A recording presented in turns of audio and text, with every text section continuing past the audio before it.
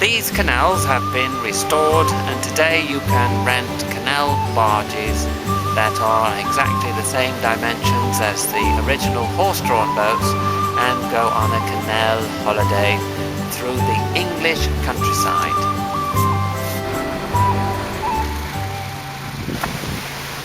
Before cars and trains were invented, the canals and waterways were the most efficient way to move large amounts of goods. But before locks were invented, the only way to get a boat up a hill was to carry it. Most of Britain's canals were built during the Industrial Revolution from 1750 to 1850. The locks on many of these canals are about 23 metres long, but only just 2 metres wide. Here we have a small footbridge over the canal. The canal boat speed is approximately walking pace. Not quite as fast as the dog.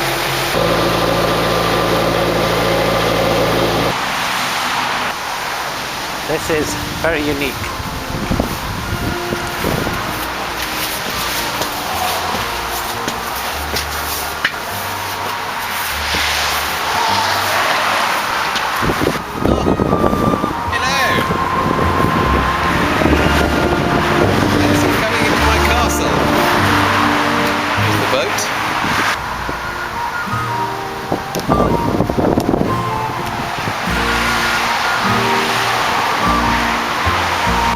Every canal has a towpath where the horses that towed the barges years ago walked. And the towpath is an area where we can tie up for the night on any part of the towpath. And tonight we've chosen a small little pub. It's a haunted building. If you look at the facade here, absolutely ripe for being haunted. And the guy who just came out with his dog is actually called Ghost. Well, we're going to go in there tonight, have a pint, see if it falls off the table, and see what other terrors of the night befall us. When we arrived at the lock, it was empty, so what we do with these winch handles, we operate the paddles, and that lets the water into the lock, which fills it up.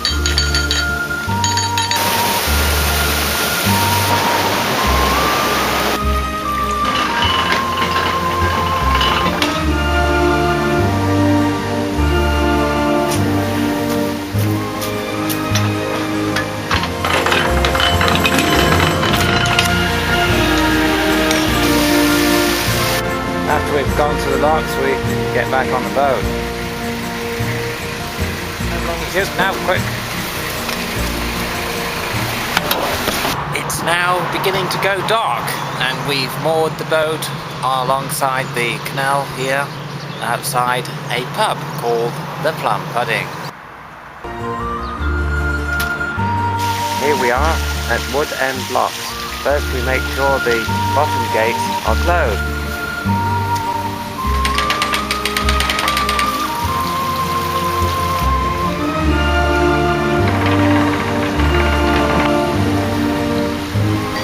We are now at another set of locks.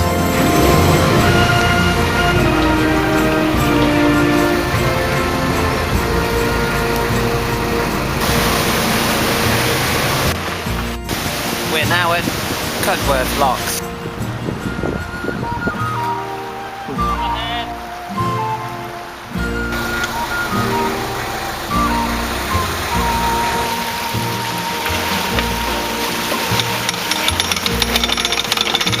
That narrow part there, which is just big enough for one boat to go through, is where they used to tax boats coming into canals, and they'd work out how much cargo you were carrying by measuring your draft, and they'd go through that narrow piece, they'd put a chain across front and back until they'd measured you and you paid your tax.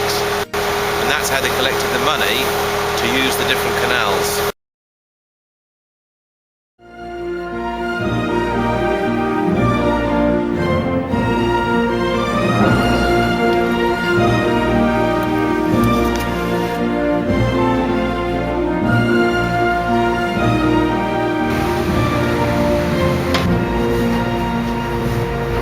Through a tunnel.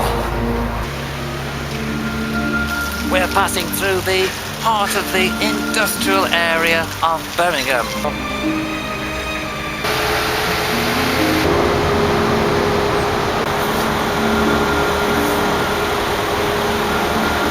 Oh, I'll put all my rubbish in the canal and then it'll melt and nobody will even know I've been there. Lock number 12, heading into Birmingham, and there are 11 more to go before we hit the city centre. Disney might be able to build a monorail through a hotel, but it takes the British to put a canal underneath an office block. And here we are underneath the office.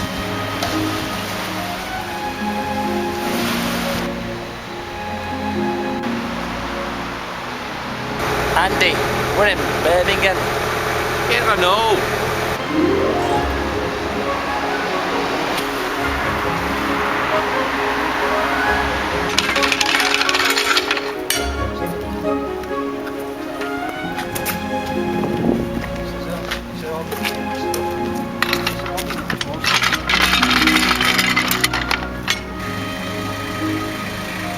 We're right in the middle of the city.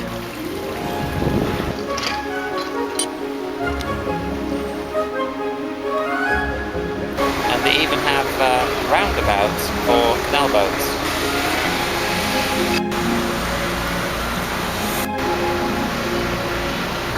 This canal bar.